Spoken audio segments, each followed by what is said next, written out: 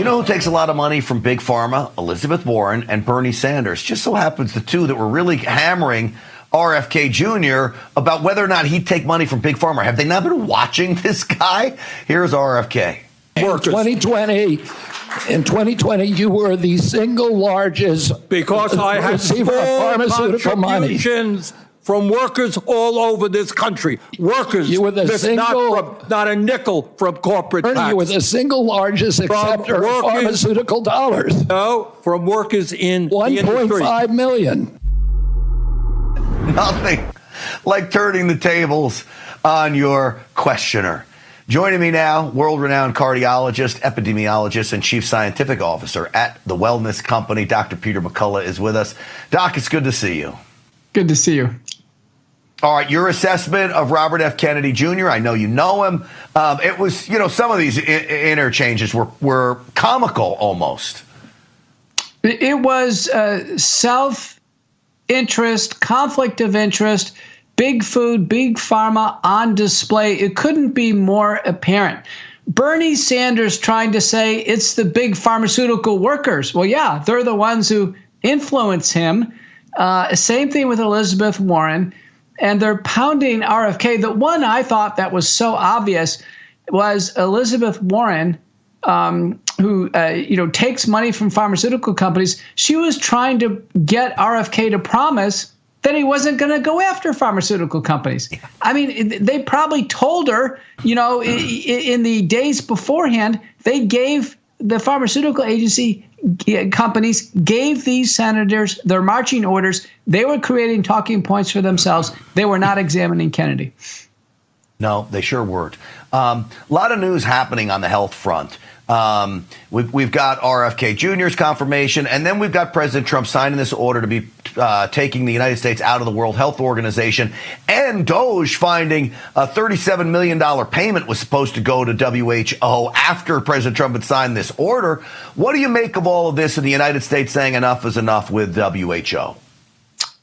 Trump responded to not only sentiment here in America, but all over the world. Last summer at the World Health Assembly, which is their big meeting, there were global protests, including those right there in Geneva, but all over the world. The entire world wants to pull out of the WHO because the WHO is a sinkhole for money, draining the world's resources. It's a behemoth, and it had international health regulations and Pandemic Treaty Alliance that was trying to take global control of healthcare. So, the WHO wrote Trump back and said, boy, we're sorry to see you go. You've been in since 1948. We've been trying to improve our transparency and cost effectiveness for 7 years. And what I told Laura Ingraham is, Trump just gave them a 20% budget cut. They're going to have to get efficient, quick, good riddance. Yeah, good riddance is right. On this issue of gain of function research, I'm somewhat torn. I know the dangers of it, certainly. And I know the lab leak or deliberate leak from China and that Wuhan lab caused such problems here in the United States. I worry if we stop gain of function, our enemies continue it. We're not on an equal playing field. Is there a way you can set my mind at ease, or do I have legitimate concerns here? There is research called pathogens of pandemic potential of dual purpose. That is, pathogens that can create the problem, and then the research to actually be able to defend against it, what's called the countermeasures. What we need control over this, Grant. There's 13 BSL level 4, which is the highest risk. That's like Wuhan, China. We have 13 of those in the United States, and we have 148 BSL-3s. That's a lot. There's really no inventory of who's doing what.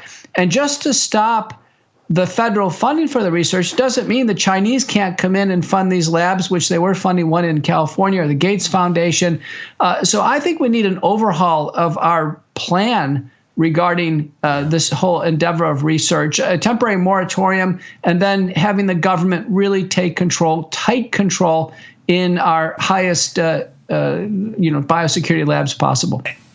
And I would say not having government officials that are in bed with the laboratories and the private companies that are running these studies, because then you're not getting any oversight. Everybody's just lining their pockets with the grant money, and that causes a huge problem. Real quick before I let you go, I know I've showed you this before, but this is the new field kit from the wellness company. I think it's the coolest thing going. Real quick, in about 30 seconds, Doc, the best pitch for this field kit. Grant, is for you and the preppers, people who want everything. They're ready to survive the next catastrophe. Get a field kit. I love it. Lots of medications in here are going to keep you safe and could save your life, actually. Dr. Peter McCullough, it's great having you on. Thank you. Thank you.